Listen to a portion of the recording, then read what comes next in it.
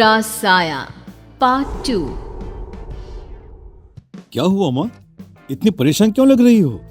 क्या बताऊं बेटा, लोग ना फोन करके कुछ भी बोल देते हैं। तुम्हारे कॉलेज से फोन था। हाँ तो क्या कहा उन्होंने? मैं तो छुट्टी की एप्लीकेशन देकर आया हूँ। माँ क्या कह रहे थे वो? नहीं बेटा, जाने दो ना, ऐसी ऐसी बातें करते हैं कि मन खराब हो जाता है। मेरा लाडला बेटा इतने दिन बाद लौट कर आया, इन लोगों ने सारा मूड खराब कर दिया। रुक, मैं तेरे लिए खीर बनाती हूँ। सुशीला जी जैसे ही पलटकर किचन की तरफ जाने लगती है, अचानक से अमन का चेहरा बहुत डरावना और खतरनाक हो जाता है और उसकी शक्ल हूबहू निमिषा जैसी हो जाती है। अपनी गर्दन टेढ़ी करके अमन धीरे से कहता है, कॉलेज वाले ठीक कह रहे हैं माँ, आपका बेटा तो कब का मर चुका है।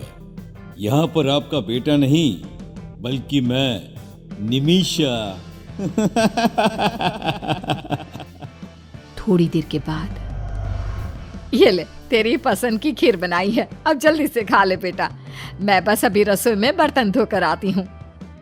ठीक है माँ, मैं ये सारी खीर खा लेता हूँ। मुझे तो खीर वैसे भी बहुत पसंद है। सुशीला जी रसोई से बाहर आती है। ला जल्दी से ये बर्तन दे दे मुझे। सुशीला जी अमन के हाथ से खाली कटोरी लेकर रसोई में धोने के लिए जाती है। तभी उनकी नज़र कटोरी पर पड़ती है। उसमें बची हुई चावल लाल हो चुकी थी। अरे ये क्या, मैंने तो अमन को खीर खाने के लिए दी थी, लेकिन खीर के बचे हुए 2-4 चावल लाल रंग के कैसे हो गए? कहीं अमन के मुंह में कोई चोट तो नहीं लगी? सुशीला जी दौड़कर रसोई से बाहर आती है, लेकिन वो देखती है कि अमन वहां पर नहीं था। सुशीला जी उसके कमरे में जाती है। अमन बिस्तर पर चादर ओढ़कर लेटा हुआ था। लगता है बहुत थक गया है, नींद आ गई है। ऐसे अभी डिस्टर्ब करना ठीक नहीं, बाद में पूछ लूंगी। लेकिन फिर भी चावल ऐसे लाल कैसे हो गए, मेरी तो कुछ समझ में नहीं आ रहा। अगली सुबह जब सुशीला जी अमन के कमरे की तरफ जाती है तो उनकी नजर बिस्तर से नीचे लटक रहे लंबे बालों पर पड़ती है। हे भगवान, ये क्या है? अमन के कमरे में किसी लड़की के लंबे लंबे बाल। ये कौन है? अमन! क्या हुआ माँ? अरे इतनी जोर से चिल्ला क्यों रही हो? अभी यहाँ तुम्हारे बिस्तर पर किसी लड़की के लंबे लंबे बाल थे, बेड से नीचे लटक रहे थे बेटा। माँ आपने जरूर कोई बुरा सपना देखा होगा। ऐसा तो कुछ भी नहीं है। यहाँ पर तो मैं हूँ, देखिए, और कोई नहीं है मेरे अलावा। पता नहीं बेटा क्या हो रहा है। तेरे कॉलेज वालों ने जब से बताया है कि आपका बेटा मर चुका है, तब से बहुत डर गई हूँ। मैं कल से बस वही सब सोचने में लगी हुई थी, शायद इसलिए मुझे ऐसा लगा होगा। तो असली बात ये है, इसलिए आप इतनी परेशान हैं। माँ मैं बिल्कुल ठीक हूँ, कुछ नहीं हुआ मुझे। भगवान तुझे हमेशा खुश रखे बेटा। पूरा दिन निकल जाता है। रात को लगभग 10 बजे सुशीला जी के मोहल्ले में जोर जोर से शोर मचने लगता है। सुशीला जी घर से बाहर निकल कर आती हैं। अरे क्या हुआ, आप लोग इतना चिल्ला क्यों रहे हैं? अरे गजब हो गया, हमारे पड़ोस में रहने वाला महेश है ना, किसी ने उसे जान से मार दिया। अरे ऐसे कैसे? लेकिन इससे पहले तो कभी इस तरह की कोई घटना नहीं हुई। किसने मारा और कहाँ मारा महेश को? अरे सुशीला बहन, गर्दन काट कर खा गया है कोई। ऐसा लगता है जैसे किसी भेड़िए का काम है। भेड़िया? इंसानों की बस्ती में भेड़िया क्या करने के लिए आएगा? ये आप कैसी बातें कर रहे हैं भाई साहब? अरे सुशीला जी वो सही कह रहा है, खिड़की दरवाजे अच्छे से बंद करके सोइए। भगवान जाने कौन सी आफत आई है अब। जानती है, महेश के शरीर का सारा खून पी लिया था उस भेड़िए ने। सूखा कंकाल पड़ा मिला है।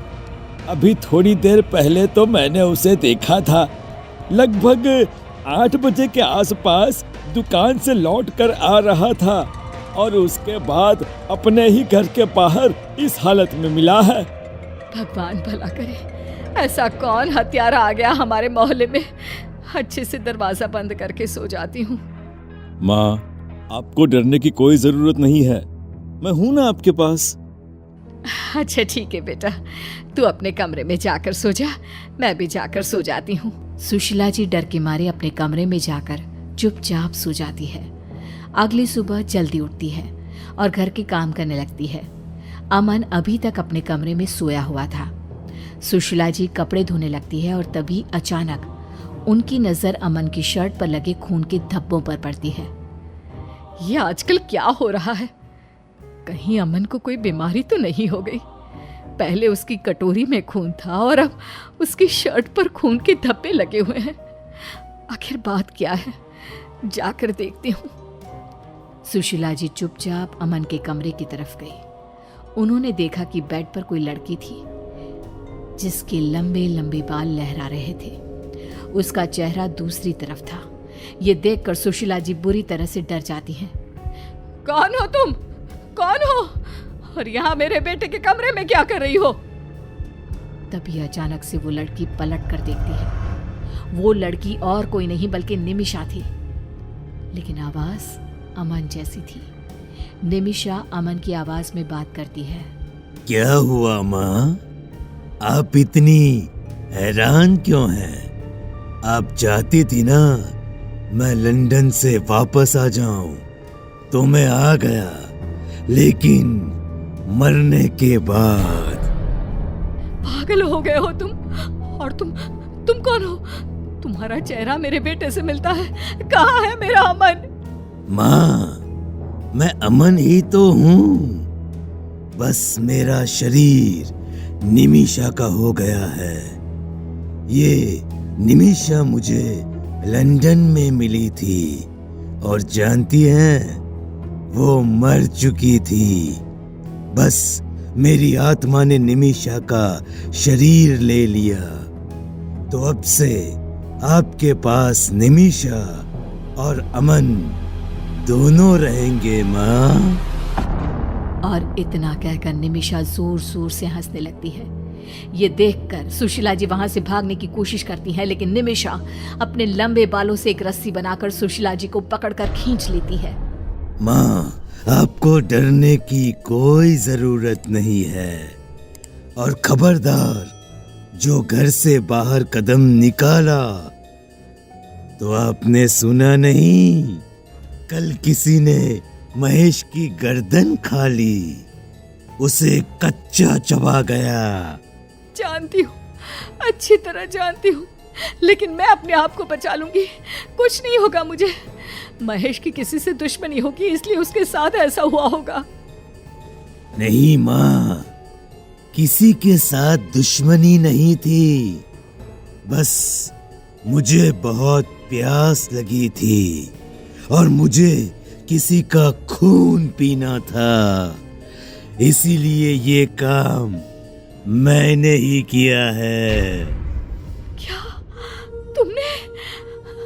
मतलब वो भेड़िया कोई और नहीं बल्कि तुम? हाँ, भेड़िया कोई और नहीं बल्कि मैं हूँ।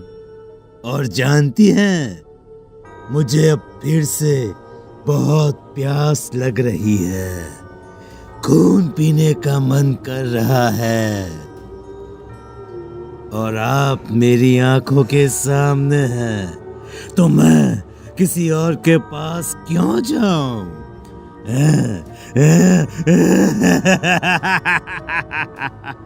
इसके बाद निमिषा एक झटके से सुशीला जी की गर्दन काट देती है और उनका खून पी जाती है। और उसके बाद वो हमेशा के लिए एक बुरा साया बनकर अमन और सुशीला जी के घर में रहने लगती है।